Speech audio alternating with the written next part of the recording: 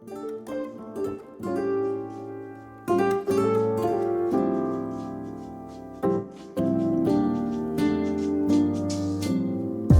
there and welcome. I'm Jory O'Neill, and this is the Clear the Fog Masterclass. If you're here, it's likely because you're feeling stuck, possibly overwhelmed, and unsure about your next steps. Well, let me start by saying that you, my friend, are not alone. You're exactly where you need to be.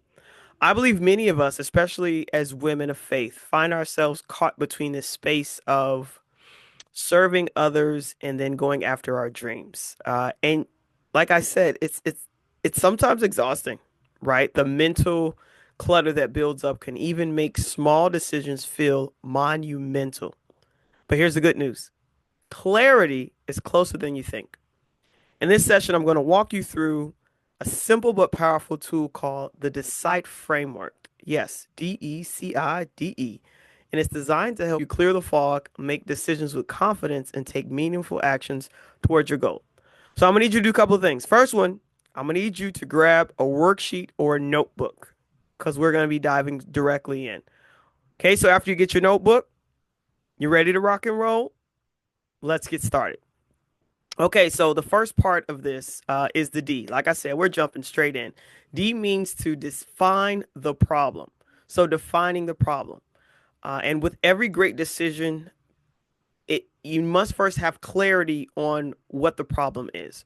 So too often I feel like we wrestle with this vague feeling of frustration without pinpointing specifically like what it is that's wrong. And so there are a couple of questions that I ask myself, and I want you to engage and ask yourself these as well, right? The first of these questions, what decision are you actually trying to make? Oftentimes we get bogged down with what is this called? Uh, uh, Overthinking and in the minutia of the detail of, but we haven't even figured out what it is that we actually want. So what decision is it that you're trying to make? Are you trying to start a new job? Are you trying to find a new career or hobby? You're trying to start a business. Are you looking to change careers or maybe unboss yourself? What is the decision that you're trying to make? The second thing, and I think a lot of us, we overlook this, and it's simplicity. How important is this decision to you? I feel for myself, there are times where I make mountains out of molehills, things that should be really simple, really small. I have them create these really big chasms in my life, and then it causes me to doubt myself. It causes me to slow down my process, my progress. It also causes me to get stuck in procrastination mode. So you have to figure out, why is it important? And my coach would always tell me, she says, you need to have a why that'll make you cry. Now, I'm not encouraging you to go ahead and find some reasons to boo-hoo, but what I will suggest is that you find something that's strong enough to pull you through when you feel like giving in and quitting. And what's at stake if you don't make this decision? Sometimes we don't see why we should, but we might be able to figure out, well, what happens if I don't? What happens if I don't move? What happens if I don't decide to make more money? What happens if I don't leave this job? What happens if I don't end this relationship? What happens if I don't go after this new relationship? So some of us, we may be deciding whether we're going to pursue a passion project, or maybe set a new boundary in the new year with a significant other, maybe step toward a lifestyle change. So whatever it is, you have to be super specific. The clearer you are about the problem, the easier the next step will be. And that next step is E. You must examine your options. Oftentimes, we have too many options, and all those options cause us to stagnate and get frustrated. So once you define the problem, the next step is to examine your options. And here's the thing, when you are overwhelmed, it is extremely difficult to make a choice. I'm telling you that from experience. But you almost always can figure out at least the next best step. And so that's what we're going to get into when we talk about practicals. Okay, so I want you to write down 2 to 3 realistic options, right? 2 to 3 realistic options. Okay, so we've already defined the problem. We've already figured out what is it that we want. What's the problem? What's the decision that's at hand here? Now we're examining our options. And in part of that, pick 2 to 3. Don't get overwhelmed. Pick 2 to 3 options that you could possibly take. What paths could you take? And what's the path of least resistance for either one of those? And the next one, even if they're not perfect, what feels possible right now? Not after you've lost weight, not after you've gotten an increase in your paycheck. What options feel possible right now? So, an example I like to use is if you're changing jobs, like I did recently. I didn't change jobs. I'll say I unbossed myself. I put in my resignation letter so that I can plunge full time into entrepreneurship, so I can continue to do what I'm doing right now, honestly, and that's pour value into people that I honestly feel like you can be amazing. You already are, but a lot of us we're in our own way, and so I want to give you some practicals today to help you reduce the stress of making a decision and clearing the fog so you can get clear on your future and your purpose. If you are considering changing jobs, pick the options. What happens if you stay? Can you negotiate better terms with your pay? Is it a particular coworker who's causing you strife and grief? Is there a way to work less around them? Right? You need to start listing your options, and this is without judgment. Okay, this is about brainstorming. It's not about making the decision right here, right now, in this moment. Okay, so we've talked about the D, deciding what the problem is. We've talked about E, examining our options. And now we go into the C, clarifying your values. Now, this is where the magic happens because, like, a great decision isn't just about choosing what's easiest, it's also choosing the things that align with who we are, where we are right now. So, what values resonate most with you? For me, I'm all about family, I'm all about faith, and I'm all about freedom. Those are my three F's, and I roll with them. And when things aren't in alignment with those, if they are not in alignment with my faith, if they are not in alignment with me spending more time with my family, they got to go. They taking a back seat.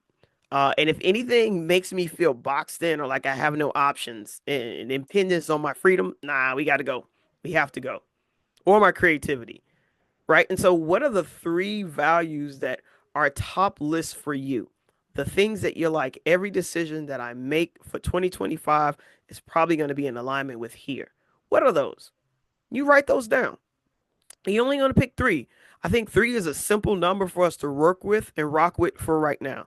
So, if you're feeling stuck, try to imagine yourself 1 year down the road, having made whatever choice it is that you're right now considering. Which option makes you feel most at peace? Which option makes you feel most aligned with the person you desire to be? That right there, that's the power in the decision making. Okay, so we've got D, we've got the E, we've got the C, and now we're going to get the I. You have to identify the risk. With every choice, with every decision, there is always a risk involved. Sometimes the risk is small, sometimes the risk is really grand. And so when we identify our risk, we want to understand that no decision comes without risk and no risk comes without some form of reward, right? But there is another thing lurking underneath the surface, and that's fear. What fear might be holding us back from making these decisions? What fear might be keeping us from actually realizing the thing that we want to do? Okay, so we have to get those fears out of our head and on paper. So when you identify the risk, I want you to write down what is the worst case scenario? What's the worst that can happen? You leave your job and you have to move. You can't afford your mortgage no more. You end that relationship and you feel lonely during Valentine's Day, whatever, right? Like, what's the worst case scenario? Now, conversely, I want us to also write down what's the best thing that can happen? What is the absolute best thing that could happen from this? For me, this was a tightrope walk, really deciding if I should resign from education or if I should stay in another year, another 6 months. And I said, okay, well, what's the worst case scenario? Worst case scenario, be honest with you, like, we got 4 kids, we got a mortgage, we got bills we got to pay. Like, somebody ain't getting paid. That's the worst that could happen. What's the best case scenario? Best case scenario is I get another book deal. I have, right? Like, what's the best case scenario? The best case scenario is I get to spend more time with my kids. Best case scenario is I get mental health break. I've been in education for 20 years. This is a long time coming. And so thinking about what is the worst that can happen, what's the best that can happen, and then how would I handle that situation, right? How can I mitigate the risk? And so for me, thinking about leaving education, this was something that's been brewing and stewing for the last couple of years. And so with my husband, we created IYH Entertainment. So we created a business that brings in money, brings in revenue, recurring revenue, right? I started coaching book clients. So I have clients.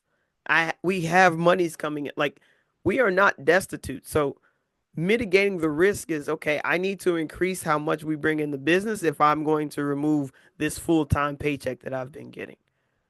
Okay, and so some of you might be thinking about starting your own business this year. I say go for it. God bless, go ahead and do it. What's the worst case scenario? Maybe some financial instability. We've been there. I'm be honest with you. How can you mitigate that risk? Well, one of the ways that we mitigated our risk is by starting a side hustle. I started doing comedy shows on the weekend. We started doing events. He's DJing. I'm hosting quinceañeras, weddings, right? So we start doing a little side hustle and then setting aside savings. Remember, fear shrinks when we shine a light on it. So, what are the fears that are holding you back from making that decision? Oftentimes, when we don't verbalize them, when we don't write them down, they are actually a lot larger than they seem. All right. And D. Okay. So we got D, E, C, I, D. Do the next right thing. We're not talking about making a concrete decision. We're just talking about doing the next right thing. Now, again, we got to go back to our values because what's right for me might not be right for you. So, what does the next right thing look like? So, once you evaluate your options, you want to see now that it's time to take actions, what's the one next step I can take? Right? Big decisions can feel overwhelming, but clarity comes through action, not through overthinking, not through perfection, not through having everything figured out. It comes through making the right next decision. What's the next best step? What's one small step that I can take toward this big goal or big dream that will help me move forward, help me get some rolling momentum toward clarity? All right. So if you're leaning toward again, and I keep using these examples because this is what's familiar to me, a passion project like writing a book or starting a business, right? If your next step might be researching the type of book that you want to write, researching how many people have already written books so that you know you're writing to an established market already. It also can be setting aside 30 minutes a day to start writing. That's one of the methods that I teach all my book clients to set aside 30 minutes a day to write that book. Set aside 30 minutes a day to do the exercise, to start that business, to learn that skill, right? At 30 minutes a day, those small little habits, they stack up and they create great momentum, but they also get you a lot closer to that goal. So that decision is a lot easier to make later on. Okay, and our last step, step 6, after we have decided what the problem is, we've evaluated our options, we've gotten to the place where we've clarified our values, we have decided in in terms of we've identified what are the risks. All right, we've determined what's the next best step. The last E is to evaluate our progress.